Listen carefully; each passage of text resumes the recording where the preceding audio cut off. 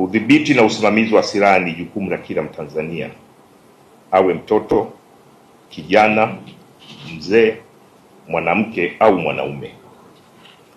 Sote tunawajibika, kwani kwa kufanya hivyo tunakuwa tunashiriki vyema katika kuilinda nchi yetu ambayo kimsingi ni sehemu ya utekelezaji wa Katiba ya Jamhuri ya Muungano wa Tanzania ibara ya 28(1) ambayo inaelekeza, na nukuu, kila raia ana wajibu wa kulinda, kuhifadhi na kudumisha uhuru, mamlaka, ardhi na umoja wa taifa, mwisho wa kunukuu.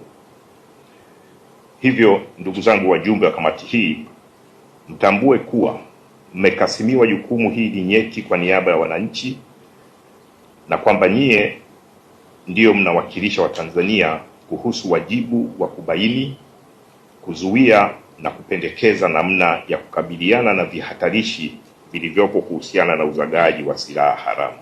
Ikiwa mwenyekiti wa kamati hii, nina imani kubwa sana na kamati hii iliyoteuliwa, na ni matarajio yangu kuwa ushirikiano baina yetu utaibua mchango mkubwa sana katika kuzuia na kudhibiti uzagaji wa silaha ndani na nje ya nchi yetu.